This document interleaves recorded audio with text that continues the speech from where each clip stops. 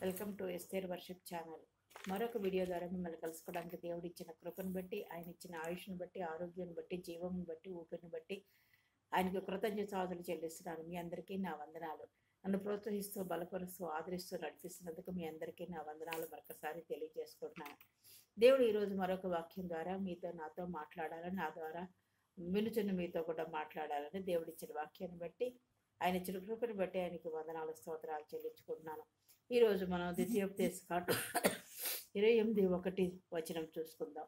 నీవు నీ దేవుడైన యెహోవా మాట శ్రద్ధగా విని నేడు నీకు ఆజ్ఞాపించుచున్న ఆయన ఆజ్ఞలన్నిటినీ అనుసరించి నడుచుకొనుని ఎడల నీ దేవుడైన యెహోవా భూమి మీదనున్న సమస్త జనముల కంటే నిన్ను హెచ్చించును. మరొకసారి వాక్యాన్ని చదువుకుందాం. నీవు నీ దేవుడైన యెహోవా మాట శ్రద్ధగా విని నేడు నీకు ఆజ్ఞాపించుచున్న ఆయన ఆజ్ఞలన్నిటినీ అనుసరించి నడుచుకొని ఎడల నీ దేవుడైన యెహోవా భూమి మీద ఉన్న సమస్త జనముల కంటే నిన్ను హెచ్చించరు. చిన్న ప్రార్థన చేసుకుందాం. అత్యంత మహాపరిశుద్ధుడైన ప్రేమమైన కృపమైన దయామేడమైన ప్రేమ మీ అపరించి పాదములకు లెక్కలేని స్తుతులు స్తోత్రాలు వందనాలు చెల్లించుకుంటూ సాయంకాలం మీ పాత్రలకు వచ్చినానైనా మీరు ఇచ్చిన వాక్యాన్ని బట్టి వందనాలు ప్రభావ. ఇది వివరించడానికి నాకు జ్ఞానం సరిపోదు నాయన. నీ ఆత్మ నడిపింపు దయచేసి మాతో మాట్లాడి వినుచున్న వారితో మా అందరితో మాట్లాడి మమ్మల్ని బలపరిచి మహింపదమని యేసు నామములో ప్రార్థించి వేడుకుంటున్నాం తండ్రి, ఆమేన్. ఏమంటున్నాడంటే ద్వితీయోపదేశకాండం అంటే ఇది తిరిగి బోధించడం మాట. మోషేకి దేవుడు మరొకసారి వాగ్దాన భూమికి వెళ్ళక ముందు ఆయన ద్వితీయోపదేశకాండం అంటే తిరిగి ఆయనకు ఉపదేశం చేస్తున్నట్టుగా మనం చూస్తాం అన్నమాట. ఈ ద్వితీయోపదేశకాండం రచించినది మోషే. ఈ పుస్తకం అంతటా మోషే ఇశ్రాయేలు యొక్క గొప్ప ధర్మశాస్త్ర మోషే గొప్ప ధర్మశాస్త్ర దాతగా దైవికంగా నియమింపబడిన పాత్రను, ఈయన యొక్క పాత్రను, మోషే యొక్క పాత్రను ధర్మశాస్త్రం రచించిన ధర్మశాస్త్ర గురించి దైవికంగా దేవుడు చెప్పిన దాన్ని ఈయన రచించిన దాన్ని ఈయన యొక్క పాత్రను నిర్వర్తిస్తున్నట్లుగా మనం అదంతా నిర్వర్తిస్తున్నట్టుగా మనం ఇక్కడ చూస్తాం. ఈ అధ్యాయంలో మోషే ఇశ్రాయేలును ఒక ఎంపిక చేసుకున్నాడు అన్నమాట. ఇశ్రాయేల్ని ఎంపిక చేసుకుని దేవుడు తన ఆజ్ఞలకు విధేయత ఇచ్చేవారికి, ఆయన ఆజ్ఞలకి విధేయత చూపే వాళ్ళని వాగ్దానం చేసే ఆశీర్వాదాలు, ఆయన ఇచ్చే ఆశీర్వాదాలు, వాగ్దానం చేసి ఇచ్చే ఆశీర్వాదాల గురించి ఇక్కడ ప్రసాదించబడింది. ఏమిటి? మోషే దేవునికి విధేయత చూపడం వల్ల కలిగే ఆశీర్వాదాల గురించి వివరిస్తాడు మాట. మీరు నా మాటను శ్రద్ధగా విని నేను ఆజ్ఞాపించున్న ఆయన ఆజ్ఞలన్నిటిని, దేవుడిచ్చిన ఆజ్ఞలు అనుసరించి నడుచుకుంటే ఆయన ఇచ్చే ఆశీర్వాదాలు అంత మాత్రమే కాకుండా ఆయన భూమి మీద ఉన్న సమస్త జనముల కంటే హెచ్చిస్తారని వాటి గురించి వివరించినట్టుగా మనం చూస్తాం. ఈ ఆశీర్వాదాల జీవితంలో వివిధ అంశాలను కలిగి ఉంటాయి. జీవిత దశలో మనకి వివిధ రకాలైన పరిస్థితులు, అంశాల గురించి ఉంటాయి అన్నమాట. వాటిలో మనకి ఏముంది? క్షేమం ఉంది, రక్షణ ఉంది, మరియు మన శత్రువులపై విజయం ఉన్నట్టుగా అక్కడ వాళ్ళకే కాదు మనకు కూడా దేవుడు చెప్తున్నట్టుగా చూస్తున్నాం. విధేయత వల్ల ఏమవుతుంటే ఆశీర్వాదాలు వస్తాయి. ఈ విధేయత కలిగిన జీవితం ఆశీర్వాదానికి దారితీస్తుంది. అవిధేయత వల్ల శాపాలు వస్తాయి, శ్రమలు అంటే శాపాలు వచ్చేస్తాయి. ఆ శాపాల నుండి విడుదల పొందడానికి మళ్ళీ చాలా కష్టము. అవిధేయత అనేది ఉండకూడదు. అవిధేయతకి దారితీసే పరిస్థితుల వల్ల ఏమొస్తుంది? శాపాలు వస్తాయని నొక్కి చెప్తోంది మాట.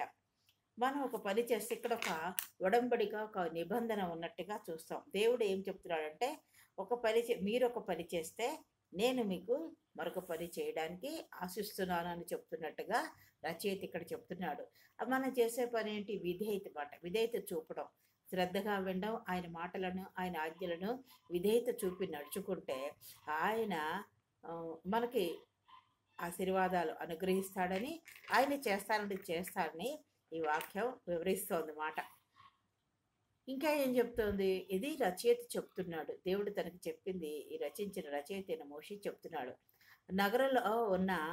నగరంలో ఉన్న పల్లెటూరులో ఉన్న పట్టణాల్లో ఉన్న ఎక్కడున్నా కూడా వాళ్ళ జీవితం ఆశీర్వాదకరంగా ఉంటుందని చెప్తోంది మాట. అన్ని అంశాల్లో ఆశీర్వాదాలు విస్తరిస్తాయని చెప్తోంది మాట. అన్ని దేశాల కంటే ఉన్నతంగా ఉంటారని కూడా చెప్పబడుతుంది మాట. దేవుడు వారి పంటలను, పశువులను, వ్యవసాయానికి ఉపయోగించే పనిముట్లను కూడా ఆశీర్వదిస్తాడని ఈ వాక్యం చెప్తోంది. అంతేకాకుండా వారి రాకపోకల్లో, పనిలో, ఇళ్లల్లో ఆశీర్వదించబడతారు అని చెప్పబడుతోందన్నమాట. విధేయత వలన వారు దేవుడు ఎన్నుకున్న ప్రజలుగా వారు చూపిన విధేయత వల్ల దేవుడు వారు ఎన్నుకున్న ప్రజలుగా గుర్తింపు పొందుతారని, అనేక దేశాలు గుర్తింపబడతారని, అనేక దేశాల ద్వారా వాళ్ళు వీళ్ళకి దేవుడు చేసిన అనేకమైన ఆశీర్వాదాల ద్వారా వీళ్ళు గుర్తింపబడతారని ఇక్కడ చెప్పబడుతోంది. మరియు ఇతర దేశాలు వారికి భయపడతాయి, ఇతర దేశాలు వాళ్ళకి భయపడతాయని కూడా చెప్పబడుతోంది. వారి అన్ని ప్రయత్నాల్లోనూ, వాళ్ళు చేసే అన్ని ప్రయత్నాల్లోనూ సమృద్ధిని అనుభవిస్తారని, ప్రయత్నాల్లో కార్యాలు నెరవేరుతాయని ఆయన చెప్తున్నారు మాట ఇక్కడ. మీరు పూర్తిగా విధేయులైతే, ఎప్పుడు మనం పూర్తిగా విధేయులైతే అనేది దేవుని ఆశీర్వాదాలకు ఒక విలువ ఉంది. మనం పూర్తిగా విధేయులైతేనే అన్ని ఆశీర్వాదాలు దేవుడు మనకు అనుగ్రహిస్తాడని దేవుని వాక్యం సెలవిస్తోంది. ఇశ్రాయేల్ ప్రజలకే కాదు, మనకు కూడా ఆశీర్వాదాలు రావాలంటే విధేయత కలిగి ఉండాలి. పాత నిబంధనలోనే కాదు, కొత్త నిబంధనలో కూడా దీనత్వం గురించి, విధేయత గురించి అనేకమైన చోట్ల మనకి ప్రస్తావించబడిన సందర్భాలు ఎన్నో ఉన్నాయన్నమాట. ఆశీర్వాదాలకు ఒక విలువ ఉందని సూచిస్తుంది అన్నమాట. విధేయులైతే అనేదే దేవుని యొక్క ఆశీర్వాదాలకు ఒక విలువ ఉందని సూచిస్తుంది. మనం గుర్తుపెట్టుకోవాల్సింది, మనం పూర్తిగా విధేయులైతే అనేది ప్రాముఖ్యం ఇక్కడ. అప్పుడు దేవుని ఆశీర్వాదాలకు, ఆయన ఇచ్చే ఆశీర్వాదాలకు విలువ ఉంటుంది అని ఇక్కడ చెప్పబడుతోంది మాట. విధేయత చూపాలి. ఈ వాక్య భాగం ఒక షరతులతో కూడిన వాగ్దానం, ఒక షరతు, ఒక కండిషన్ మాట. నువ్వు ఇలా చేస్తే నేను ఇలా చేస్తాను.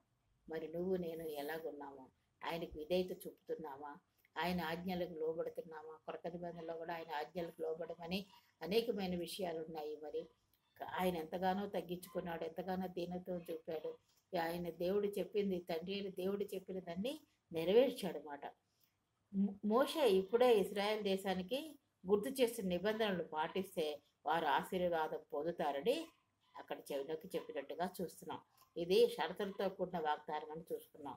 నీవు చేయి కార్యములన్నింటినీ ఆశీర్వదిస్తాడు. నీవు చేసే ప్రతి పనిని ఆశీర్వదిస్తాడు. అంతేకాదు, ఆకాశం అనే మంచి ధరణిధిని తెరుస్తాడు. ఆకాశం అనే మంచి ధరణిధిని తెరుస్తాడట దేవుడు. ఒక బ్యాంకు లాగా అది మనకి ఆయన ఇచ్చే ఆశీర్వాదాలు. ఆకాశం నుంచి ధరణిధి ఇవన్నీ మనకి ఆయన తెరుస్తాడు అన్నమాట. ఆకాశం నుంచి ధరణిధిని తెరుస్తాడు, మంచి ధరణిధి తెరుస్తాడు. నీవు అప్పిచ్చేవాడుగా, నీవు నేను అప్పిచ్చేవాళ్ళగా ఉంటాం కానీ అప్పు చేసేవాళ్ళగా ఉంచడు మాట. అలా చేయడు దేవుడు. నీవు పైవాడిగా ఉంటావు అంటే హెచ్చింపబడిన వాడుగానే ఉంటావు, కానీ క్రింది వాడుగా అంటే ఎలాగా ఎదరికంతో, దరిద్రంతో, బాధలతోటి, ఇలాగ అపజయాలతోటి ఉండేవాడుగా ఉంచడు. హెచ్చించేవాడుగా ఉంటావు, నువ్వు తగ్గింపబడేవాడుగా ఉండవని దేవుని వాక్యం సెలవిస్తోంది. అందుకే కృత నిబంధనలో కూడా అనేకమైనవి ఉన్నాయి. 2-3 చూసుకుందాం. ఫిలిప్పి 5:6లో ఏమంటున్నాడంటే, ఆయన బలిష్టమైన చేతి క్రింద దీన మనస్కులై ఉండడి, తగిన కాలం అని ఆయన హెచ్చించినట్లు ఆయన బలిష్టమైన చేతి క్రింద దీన మనస్కులై ఉండడి అని దేవుని వాక్యం సెలవిస్తోంది. అలాగే హెబ్రీ 5:9 చూసుకుంటే, తనకు విధేయులైన వారికి అందరికీ నిత్య రక్షకు కారకుడు ఆయన. ఈయన యేసుక్రీస్తు ప్రభు వారు ఈ భూలోకంలో జన్మించిన తర్వాత తండ్రి ఏమి చెప్పాడో, ఆ తండ్రి అయిన యెహోవా దేవుడు ఏం చెప్పాడో దాన్ని అంతటి నెరవేర్చుకోవడానికి తన్ను తాను తగ్గించుకొని ఈ భూలోకంలో జన్మించి అనేకమైన విషయాల్లో ఆయన దీనత్వం, వినయం కలిగి తండ్రి చెప్పిన దాన్ని పూర్తిగా శిలువ మరణానికి తన్ను తాను అప్పగించుకొని మనందరికీ నిత్య రక్షణకు కారకుడయ్యాడు మాట. అలాగే సామెతల్లో కూడా వినయం గురించి ఎంతో ఉంది, దీనత్వం గురించి, విధేయత గురించి ఎన్నో అంశాలు, చాలా కీర్తనలేంటి, సామెతలేంటి, కృత నిబంధనలో అనేకమైన విషయాల్లో వినయం వల్ల వచ్చే ప్రతిఫలాలు వీటన్నిటి గురించి ఉన్నాయి. విధేయత వల్ల ప్రతిఫలాలు ఇవన్నీ, వీటి గురించి ఎన్నో విషయాలు చెప్పబడి ఉన్నాయి అన్నమాట. కాబట్టి మన ఈ రాత్రికాల సమయంలో మన యేసు ప్రభువుని అంగీకరించాము.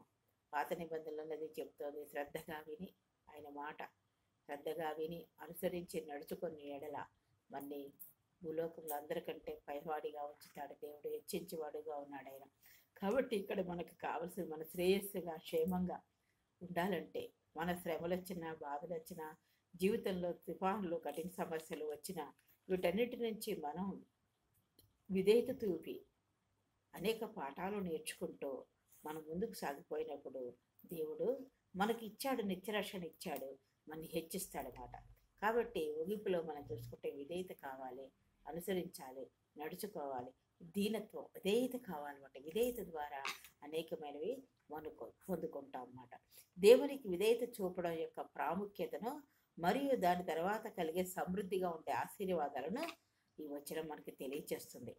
దేవునికి విధేయతగా ఉండడం వల్ల దాని యొక్క ప్రాముఖ్యత మరియు దాని తర్వాత వచ్చే సర్వ సమృద్ధి ఆశీర్వాదాల గురించి తెలియజేస్తుంది అన్నమాట. మరి నీవు నేను మనం విధేయత కలిగి ఉన్నామా, దీనత్వం కలిగి ఉన్నామా, తగ్గించుకునే గుణంలో ఉన్నామా? ఈ రాత్రి కాల సభలో మనం పరీక్షించుకొని మరి ఆయన విధేయతలో మనం ఎదుగుతూ, ఆయన పరిపూర్ణతలో పవిత్రలో ఎదుగుతూ, తగ్గించుకుంటూ, విధేయత చూపుతూ, ఆయన మాటలన్నిటికీ విధేయత చూపుతూ అన్ని విషయాల్లో ముందుకు సాగిపోతే సాధారణ విరోధిని మనం జయించడానికి ఎంతగానో దేవుడు మనకి సహాయం చేస్తాడు. అనేకమైన ఆశీర్వాదాలు మనకి దేవుడు అనుగ్రహిస్తాడనమాట. దేవుడి వాక్యము దీవించగాక.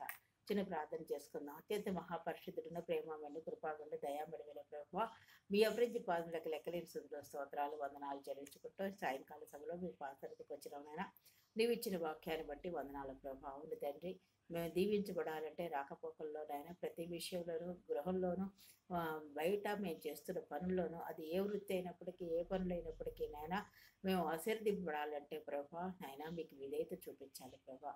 విధేయత చూపించినప్పుడు సర్వ సమృద్ధి ఇస్తారు తండ్రి. మేము కార్యములన్నింటిలో జయమిస్తారు ప్రభా. మా శత్రువులపై విజయం ఇస్తారు తండ్రి నాయన. మమ్మల్ని సర్వ సమృద్ధిలోకి నడిపిస్తారు తండ్రి నాయన. ఆకాశం అనే మంచి ధననిధిని తెలుస్తారు ప్రభా.